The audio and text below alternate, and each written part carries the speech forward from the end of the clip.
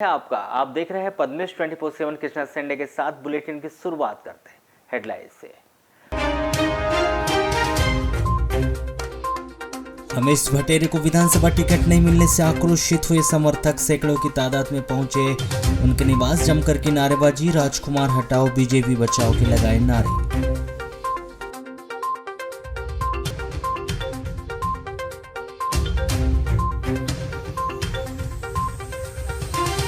Double money मामले में पैसा वापस नहीं करने पर 5 लोगों ने किया युवक का अपहरण। रांची पुलिस ने अपहरणकर्ताओं को गिरफ्तार कर भेजा जेल।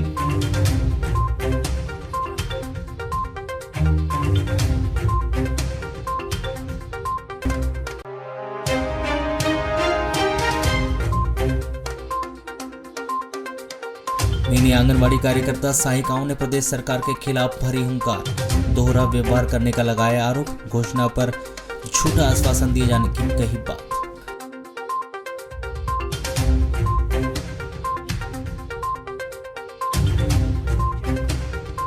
आम आदमी पार्टी के शिव कुमार जायसवाल ने भाजपा पर लगाया चोरी का आरोप। कहा, राजकुमार कर रहा है के लिए हमेशा के लिए बंद हो गए आम आदमी पार्टी के दरवाजे।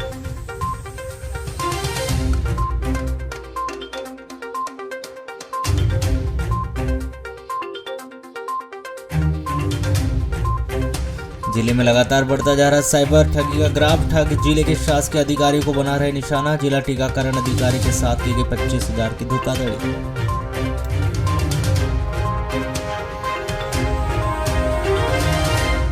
आंगनबाड़ी कार्यकर्ता और रसोइया बहनों के मानदेय में इजाफा किए जाने के बाद आंगनबाड़ी में काम करने वाली मिनी आंगनबाड़ी कार्यकर्ता और सहायिकाओं ने अब प्रदेश सरकार के खिलाफ मोर्चा खोल दिया है, जिन्होंने मिनी आंगनबाड़ी कार्यकर्ताओं और सहायिकाओं के साथ दोहरा व्यवहार करने का आरोप लगाते हुए प्रदेश सरकार के खिलाफ अपना मोर्चा खोलते हुए जमकर नारेबाजी की। तो वहीं उन्होंने भाई शिवराज के द्वारा बहनों को झूठा आश्वासन देने का भी आरोप लगाया है, जिन्होंने पूर्व में की गई घोषणा के अनुरूप मिनी आंगनबाड़ी कार्यकर्ताओं और सहायिकाओं को मानदेय दिए जाने की मांग की। जहां अपनी इसी मांग को लेकर आंगनबाड़ी नर्सरी स्कूल शिक्षिका सहायिका एकता संघ के बैनर तले उन्होंने नगर के बस स्टैंड स्थित धर्मशाला में एक बैठक आयोजित कर मानदेय बढ़ाए जाने सहित उनकी प्रमुख 5 मांगों पर सविस्तर चर्चा की। जिसके उपरांत नगर में एक रैली निकालकर अपनी विभिन्न मांगों को लेकर कलेक्टर कार्यालय में एक ज्ञापन सौंपा। जहां वर्षों से लंबित 5 सूत्री मांगों को लेकर सौंपे गए इस ज्ञापन में उन्होंने शिवराज सरकार के द्वारा पूर्व में की गई घोषणा के अनुरूप मानदेय बढ़ाए जाने की मांग की।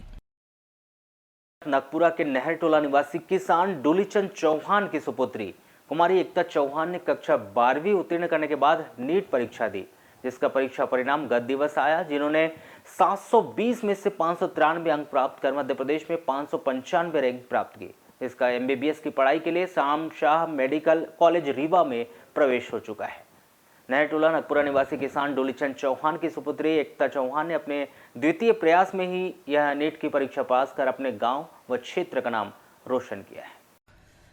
गुरुवार को शासकीय उत्कृष्ट उच्चतर माध्यमिक विद्यालय लालबरा के शिक्षक शिक्षिकाओं के द्वारा नीट चयन परीक्षा उत्तीर्ण छात्रा कुमारी एकता चौहान का स्वागत कर सम्मान किया गया। वह शुभकामनाएं देने के साथ ही उसके उज्जवल भविष्य की कामना की।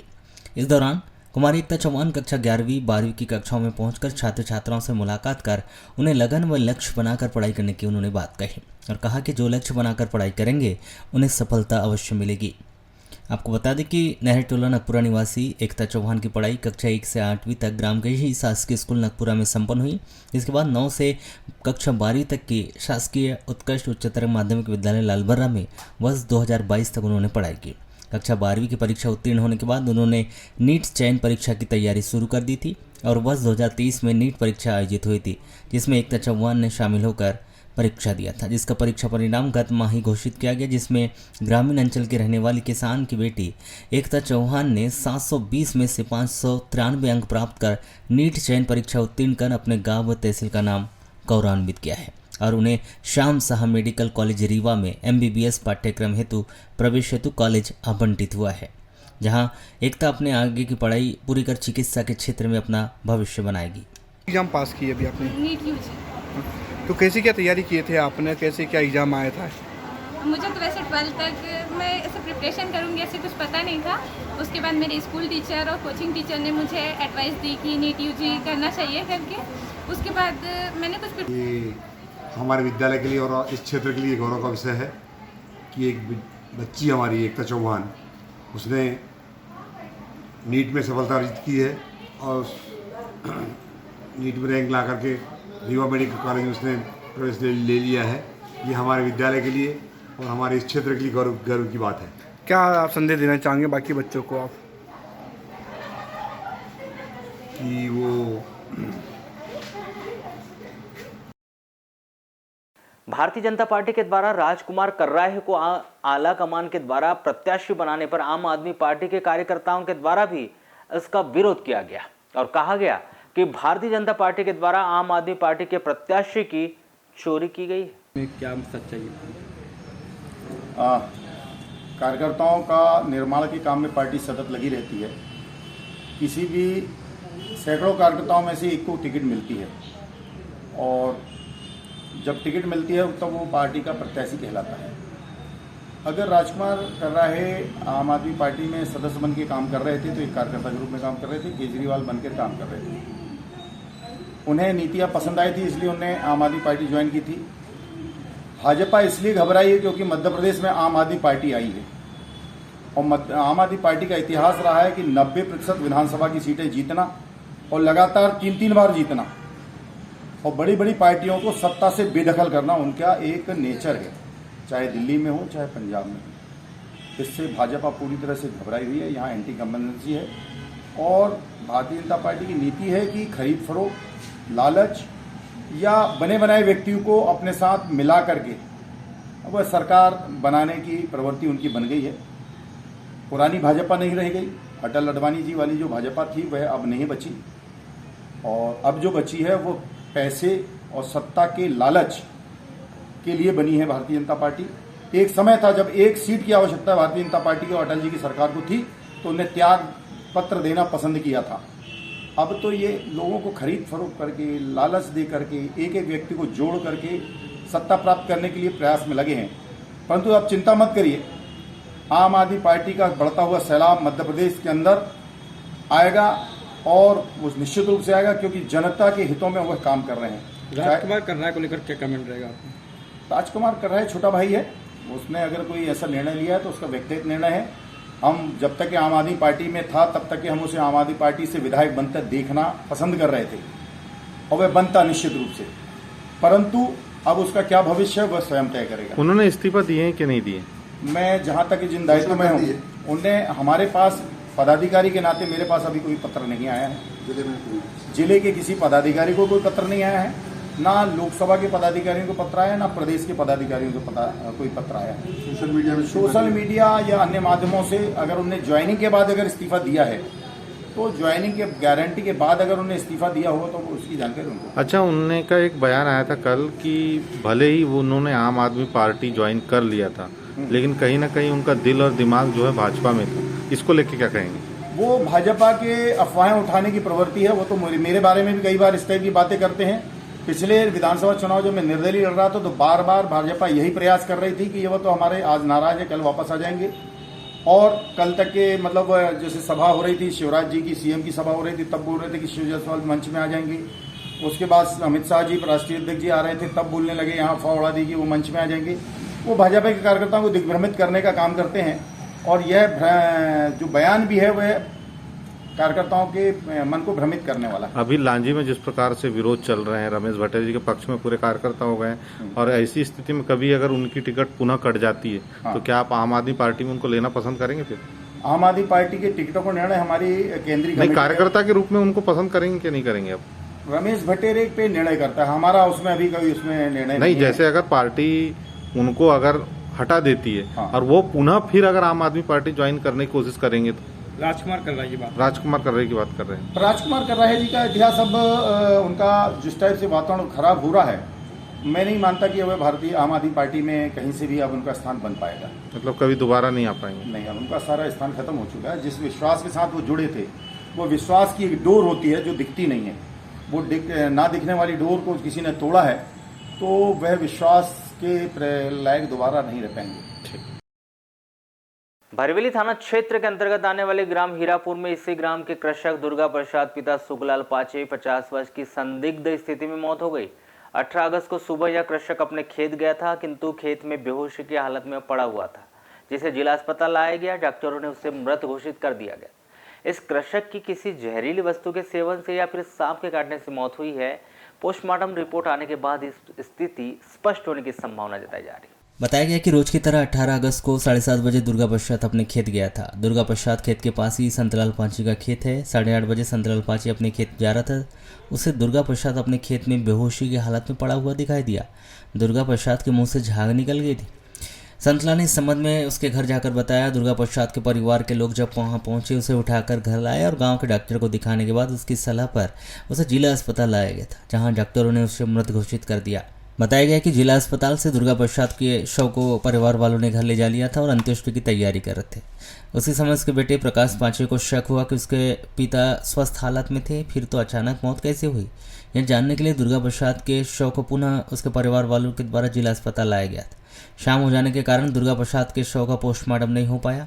जिला अस्पताल पुलिस ने दुर्गा प्रसाद के शव को अस्पताल के फ्रीजर में सुरक्षित रखवा दिया है, जिसका पोस्टमार्टम कल सुबह किया जाएगा। दुर्गा प्रसाद की किसी जहरीली वस्तु से सेवन से या फिर सांप के काटने से मृत्यु हुई है, स्पष्ट नहीं हो पाया है। पोस्टमार्टम रिपोर्ट आने के बाद ही स्थिति स्पष्ट होने की संभावना जताई जा रही है। लांजी में भाजपा प्रत्याशी के रूप में राजकुमार कर्रा की घोषणा होते ही विरोध के स्वर भी अब सुनाई देने लगे हैं। आज सुबह से ही पूर्व विधायक भटेरे के समर्थकों ने उनके निवास स्थान पहुंचकर मोर्चा खोल दिया और उन्होंने नारे लगाते हुए रैली भी निकाली। आपको बता दें कि जैसे ही लांजी विधानसभा क्षेत्र से भाजपा प्रत्याशी के नामों की घोषणा हुई है, तब से लांजी क्षेत्र में राजनीतिक पारा गर्म होने लगा है। आपको बता दें कि पूर्व विधायक रमेश भटेरे के बोलेगांव स्थित उनके पैतृक निवास में समर्थक और भाजपा से जुड़े लोगों की वजह से उनके निवास स्थान पर जमा होने लगे और उनके समर्थक और भाजपा से जुड़े लोग राजकुमार कर्रा के विरोध में खड़े हो गए हैं।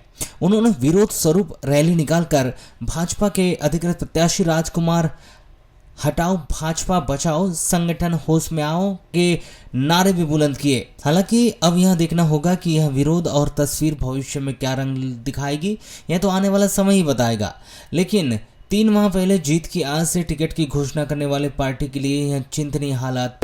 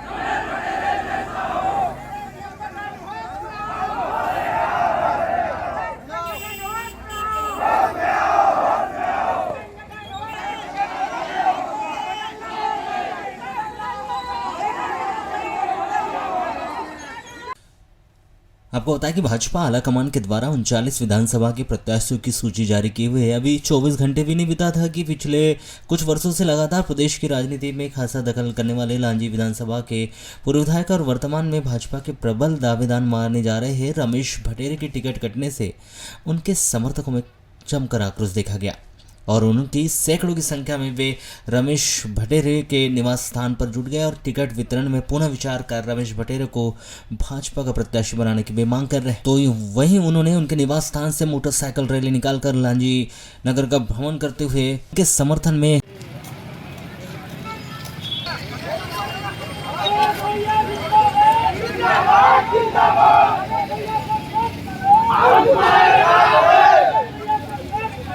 हम तुम्हारे साथ हैं। रमेश भैया संघर्ष करो, हम तुम्हारे साथ हैं। संघर्ष करो, हम तुम्हारे साथ हैं। रमेश भैया संघर्ष करो, हम तुम्हारे साथ हैं। रमेश भैया संघर्ष करो, हम तुम्हारे साथ हैं।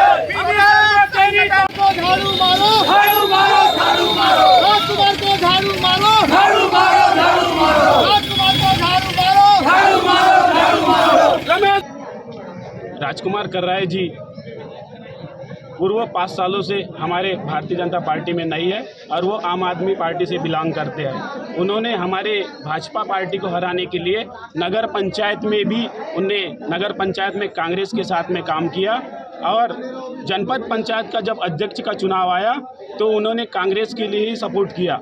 हमारे पार्टी को हराने के लिए भरपूर प्रयास उन्होंने किया। आज पार्टी का नेतृत्व उनको टिकट किस बलबूते दे रही है यह समझ नहीं आ रहा है। पार्टी का हर कार्यकर्ता रमेश भैया के साथ है और रमेश भैया के साथ ही रहेंगे, ना ही हम राजकुमार कर्राय जी के साथ काम करना पसंद करेंगे। लेकिन ऐसे समय में केंद्रीय और प्रदेश नेतृत्व के द्वारा जो टिकट वितरण किया गया है, जो आदमी भगोड़ा था 2013 में पार्टी का काम नहीं किया, 2018 में पार्टी का काम नहीं किया और पिछले कुछ दिन पहले जाकर के आम आदमी पार्टी की सदस्यता लेकर आज भी गांव-गांव में घूम करके देखिए खंबे में राजकुमार कर्राय जी के फ्लैक्स लगे हुए हैं, जहां झाड़ू निशान लेकर के वो लोगों से वोट मांग रहा है। मैं आने वाले समय में आम आदमी पार्टी का प्रत्याशी रहूँगा। ऐसे प्रत्याशी को, ऐसे व्यक्ति को भारतीय जनता पार्टी ने अपना उम्मीदवार बनाया है। हम पहले देखते थे ये कार्यकर्ताओं की जन भावनाओं का सम्मान किया जाता था, रायशुमारी ली जाती थी, प्रदेश के नेतृत्व के लोग आते थे, लेकिन इस बार ऐसा कुछ नहीं हुआ। जो व्यक्ति हमारे पार्टी का प्राथमिक सदस्य भी नहीं है, ऐसे व्यक्ति को उन्होंने टिकट दिया है जो आज तक पार्टी का सदस्य नहीं बन पाया है। ये सरासर गलत है। आज सब लोग सारे कार्यकर्ताओं का सिर्फ एक ही मकसद है और सोच है कि राजकुमार हटाओ और भाजपा बचाओ। जो आदमी पार्टी की प्राथमिक सदस्यता से अपना इस्तीफा दे चुका है, आम आदमी पार्टी पिछले 6 महीने पूर्व ज्वाइन कर चुका है, उसको पार्टी अपना प्रत्याशी कैसे बना सकती है? अगर पार्टी देवरबैली या किसी जंगली क्षेत्र के अगर व्यक्ति विशेष की प्राथमिक सदस्यता के अगर भारतीय जनता पार्टी के सदस्यों का प्रत्याशी बनाती तो उस स्थिति में पार्टी के सारे कार्यकर्ता उस प्रत्याशी को स्वीकार करने तैयार थे। आज की स्थिति में राजकुमार कर्राय जो आम आदमी पार्टी ज्वाइन कर करके पूरे क्षेत्र में, ये जो दिखा रहा हूँ आपको फ्लेक्स, आम आदमी पार्टी का जो पूरे क्षेत्र भर में अपने पर्चे और पर्दे और झंडे बांध चुके हैं। क्या भारतीय जनता पार्टी भाजपा की टिकट देकर के लांजी करना पर विधानसभा फतेह कर लेगी? ऐसे में वह छोटा व्यक्ति या जिसने पार्टी को आज निरंतर 2 बार चुनाव हारने के बाद भी उन्होंने इस पार्टी को इस मजबूत किया, रात दिन उन्होंने अपनी मेहनत के साथ हम कार्यकर्ताओं को कंधे से कंधे मिलाकर रात दिन हमारी मदद की। आज उस व्यक्ति से बात भी ना करके, उस पर विश्वास में भी ना लेके आज उसे घर पे बैठाने की स्थिति में ला दिया। यह निश्चित ही दुखद है। इससे एक गलत मैसेज पूरे प्रदेश और देश में जाएगा कि यदि वो निरंतर यदि कोई कार्यकर्ता रात दिन कार्य करता है पार्टी के हितों के लिए और उसको उसके विश्वास में ना लिए बिना, निश्चित ही पार्टी बहुत बड़ी है, लेकिन निर्णय पार्टी को कार्यकर्ताओं के साथ साझा करके ही किया जाना चाहिए। लांजी थाना क्षेत्र में डबल मनी का पैसा वापस नहीं करने पर जहां एक व्यक्ति की हत्या कर दी गई थी और मारपीट की घटनाएं आए दिन घटित भी हो रही है। इन वारदातों के चलते डबल मनी का पैसा वापस नहीं करने पर 5 लोगों ने जहां एक युवक से मारपीट की और रुपए नहीं देने पर इस युवक का अपहरण कर लिया। यह घटना लांजी थाना क्षेत्र के अंतर्गत आने वाले ग्राम बोलगांव में 16 अगस्त की रात्रि 8:30 बजे हुई। युवक को छोड़ने के बाद फरार इन 5 अपहरणकर्ताओं को लांजी पुलिस ने गिरफ्तार कर लिया। सभी 5 अपहरणकर्ताओं को लांजी पुलिस ने जिला न्यायालय में पेश किया, जहां से उसे जेल भेज दिया गया है। प्राप्त जानकारी के अनुसार ग्राम बोलेगांव निवासी रामकिशन बापुरे खेती किसानी का काम करते हैं। उनके परिवार में 2 लड़के। बताया गया है कि देवेंद्र बापुरे डबल मनी से जुड़ा हुआ था, जिन्होंने डबल मनी में दूसरे से रुपए लेकर लगवाए थे, किंतु पिछले वर्ष डबल मनी का भंडाफोड़ होने के बाद देवेंद्र के द्वारा दूसरों के लगाए गए रुपए भी डूब गए और रुपए वापस नहीं हो पाए, जिसके बाद से लोग देवेंद्र पर दबाव बनाने लगे। 16 अगस्त की रात्रि 8:30 बजे देवेंद्र अपने गाँव के दुर्गा मंदिर के पास खड़ा था। वहीं उसके पिता रामकिशन और गांव के ही राजू सांवरिया सुनील कालबेले के साथ बैठकर बातचीत कर रहे थे। उसी समय एक सफ़ेद रंग की वैन आकर रुकी और वैन से 5 लोग उतरे और रामकिशन बापुरे के घर आते जाते रहते थे और उन्होंने रामकिशन बापुरे से अच्छे से पहचानते भी थे। वे 5 लोग देवेंद्र बापुरे से बातचीत करने लगे और उसके बाद वहां गाली गुप्ता देने के बाद आवाज़ सुनकर रामकिशन बापुरे, राजू सांवरिया और सुनील कालबेले उनके पास पहुंचे। वैन से आने वाले 5 लोग ऋतिक उर्फ सोनू, सुभाष उत्तम गुप्ता, अशरफ शेख, अविनाश लटारे सभी देवेंद्र से पैसे की मांग करने लगे। और यहाँ भी धमका रहे थे कि सही सलामत रहना है तो हमें पैसे दे दो वरना तुझे जिंदा नहीं छोड़ेंगे। देवेंद्र ने इन्हें पैसे देने से मना कर दिया। इसके बाद पांचों लोग देवेंद्र के साथ मारपीट करने लगे। इन लोगों ने रामकृष्ण बापुरे व अन्य लोगों ने इन्हें काफ़ी समझाने की कोशिश की, किंतु उन्होंने किसी की बात नहीं मानी और देवेंद्र को घसीटकर गाड़ी में बैठाकर अपहरण करके ले गए। रामकृष्ण सहित अन्य लोगों ने गाड़ी का पीछा किया, किंतु वे गाड़ी नहीं रोक पाए। गाड़ी का नंबर MP 50 CA 1862 ही देख पाए। रामकृष्ण बापुरे ने अपने लड़के देवेंद्र की खोजबीन की, किंतु उसका कहीं पता नहीं चला, जिसके बाद राजू सांवरिया के साथ रिपोर्ट दर्ज करने के लिए लांजी थाने पहुंचे। लांजी पुलिस ने रामकृष्ण बापुरे के द्वारा की गई रिपोर्ट पर ऋतिक उर्फ सोनू नागमारे, सुभाष चन्ने, उत्तम गुप्ता, अशरफ शेख और अविनाश लटारे के विरुद्ध धारा 365, 327, 323, 294, 506, 147 के तहत अपराध दर्ज कर जांच पड़ताल शुरू की है। बताया गया है कि इस दौरान अपहरणकर्ता देवेंद्र को कोटेश्वर मंदिर के आगे बकरामुंडी रोड पर छोड़कर फरार हो गए थे। अपराध दर्ज होने के बाद उप निरीक्षक अमित सिंह कुशवाहा ने अपने स्टाफ के साथ जांच पड़ताल करते हुए 16 अगस्त को इन 5 अपहरणकर्ताओं को गिरफ्तार कर लिया है और सभी को यहां की अदालत में पेश कर दिया, जहां से उन्हें न्यायिक अभिरक्षा में जिला जेल भिजवा दिया गया है। वाराणसी नगर के तहसील कार्यालय स्थित सभा कक्ष में 18 अगस्त को जिला कलेक्टर व जिला निर्वाचन अधिकारी डॉक्टर गिरीश कुमार मिश्रा के द्वारा सेक्टर मजिस्ट्रेट, सेक्टर ऑफिसर व BLO की बैठक को लेकर मतदाता सूची के पुनरीक्षण कार्य की समीक्षा की गई। इस दौरान आवश्यक दिशा निर्देश देते हुए मतदाताओं सूची के पुनरीक्षण कार्य में लापरवाही करने वाले 2 सेक्टर ऑफिसर व 4 BLO को कारण बताओ नोटिस जारी करने के भी निर्देश दिए, जिसमें कलेक्टर के द्वारा बैठक में सभी BLO से मतदाता सूची के पुनरीक्षण के दौरान 1 जनवरी 2023 से अब तक मतदाता सूची में नाम जोड़ने प्राप्त आवेदन, मतदाता सूची से नाम हटाने के लिए प्राप्त आवेदन व नाम संशोधन के लिए प्राप्त आवेदनों की जानकारी ली। वहीं जिन लोगों के नाम मतदाता सूची से काटे गए हैं उनका मौका पर जाकर सत्यापन करने व एक मकान से 6 से अधिक मतदाता होने पर उसका भी मौके पर जाकर सत्यापन करने के निर्देश दिए। वहीं 1 अक्टूबर 2023 को 18 वर्ष की आयु पूरी करने वाले युवा मतदाताओं के नाम सूची में शामिल करने के लिए कारगर प्रयास कर घर घर जाकर स्कूलों व कॉलेजों में संपर्क करने के लिए कहा गया। साथ ही BLO को अपनी जिम्मेदारी का निर्वहन गंभीरता से करने, सेक्टर ऑफिसर को अपने क्षेत्र के प्रत्येक मतदान केंद्र का भ्रमण कर वहां पर उपलब्ध पेय, रैंप, बिजली व अन्य बुनियादी सुविधाओं की जानकारी लेकर प्रतिवेदन प्रस्तुत करने के लिए गया। इस दौरान मतदाता सूची के पुनरीक्षण कार्य में लापरवाही पाए जाने पर कोचवाही के BLO आंगनवाड़ी कार्यकर्ता निर्मला बिसेन, नंदीटोला बुदबुदा की BLO आंगनवाड़ी कार्यकर्ता राजवंता हुमनेकर, बोदल कस्सा के BLO शिक्षक उमेश रांगडाले व सेक्टर ऑफिसर CL सोनेश्वर, मतदान केंद्र हाथकरगा कार्यालय वाराणसी के BLO data entry operator Anita Lillare व सेक्टर ऑफिसर कोमल गजबिया को कारण बताओ नोटिस जारी करने के निर्देश दिए हैं कि क्यों न उनके विरुद्ध अनुशासनात्मक कार्रवाई की जाए।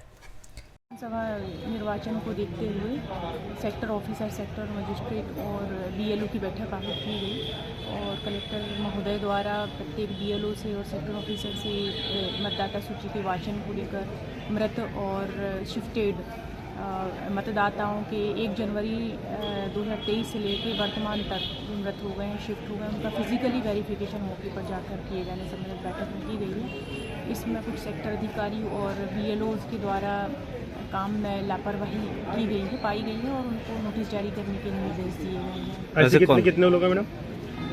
BLO जो है BLO क्रमांक 50, BLO क्रमांक 30, दोनों BLO को नोटिस जारी करने के निर्देश दिए गए हैं और 2 सेक्टर अधिकारी। मैडम बैठक में उपस्थित थे कि नहीं दोनों?